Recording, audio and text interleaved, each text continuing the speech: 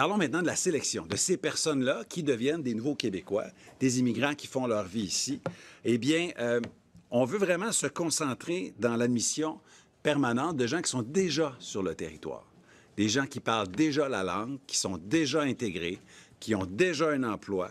Et à partir de maintenant, on vise une cible minimale de 63 personnes, 63 de nos immigrants permanents qui sont déjà sur le territoire. Comme je vous l'ai dit, ça facilite l'intégration. Puis ça nous aide aussi à réduire le nombre de personnes qui sont des résidents temporaires. Donc, on n'a pas besoin de faire venir de nouvelles personnes. On est capable de régulariser le statut. Évidemment, on priorise toujours la langue française pour l'immigration économique. On a une cible de 100 On ne peut pas devenir immigrant économique au Québec maintenant si on ne maîtrise pas la langue française. Et un minimum de 60 dans nos cibles qui sont des immigrants économiques. Parce que je l'ai dit tout à l'heure, dans nos permanents, il y a les économiques, il y a la rééducation familiale et il y a les réfugiés. On va continuer de faire notre part pour accueillir des gens, que je vous le dis, qui fuient la misère ou qui doivent trouver refuge au Québec. L'automne dernier, voyant, je vous dirais, la très grande popularité du Québec, on a dû appliquer un frein d'urgence, suspendre des programmes. Alors, on avait suspendu le programme PEC diplômé. J'annonce qu'il va être encore suspendu au moins jusqu'au 30 novembre prochain. On avait transformé le programme du PRTQ, le programme régulier des travailleurs du Québec. On l'a remplacé par le PSTQ, le programme de sélection. Et le mot important ici, c'est sélection, le programme de sélection des travailleurs du Québec. On va le mettre en œuvre bientôt au mois de juillet, je vous explique. Et le programme PEC Travailleurs a été aussi suspendu. Maintenant, qu'est-ce qui va arriver?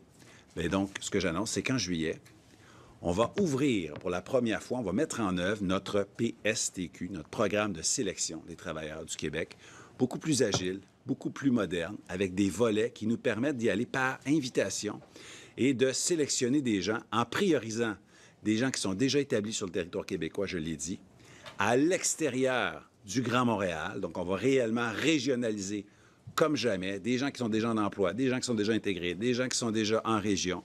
Et on va avoir évidemment un volet diplômé du Québec. C'est très important. J'ai dit tout à l'heure que le PEC diplômé demeure suspendu.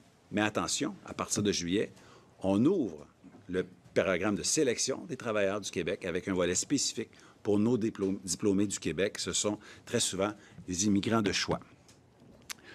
Pour ce qui est du parrainage collectif, qui est un programme qui invite des gens de l'extérieur à devenir ici des réfugiés ici, bien écoutez, c'est suspendu encore. Pourquoi? Parce qu'on fait le choix de régulariser le statut de personnes qui sont des demandeurs d'asile sur le territoire québécois. On est déjà à plus de 180 000, sinon 200 000. Il y en arrive à tous les jours, à toutes les semaines, des demandeurs d'asile qui sont ensuite acceptés. Donc, évidemment, on va prioriser ces demandeurs d'asile, ces réfugiés parmi ceux qui sont déjà sur le territoire québécois. Encore une fois, ça facilite l'accueil, l'intégration, la francisation et ça nous permet de diminuer aussi le nombre de personnes qui ont un statut temporaire sur le territoire québécois.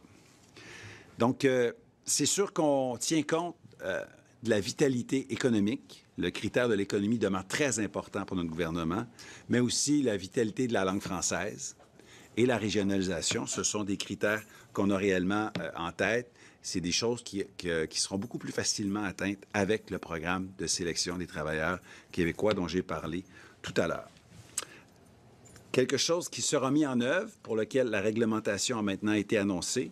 À partir de l'automne prochain, les gens qui sont des travailleurs étrangers québécois, selon notre programme à nous, bien, devront maîtriser la langue française, atteindre le niveau 4 pour voir leur permis renouvelé après 3 ans. Donc, pour rester ici une 4e année en tant que TET, il faut avoir atteint le niveau 4 en matière de maîtrise du français pour être capable de discuter et d'empêcher l'anglicisation au milieu de travail.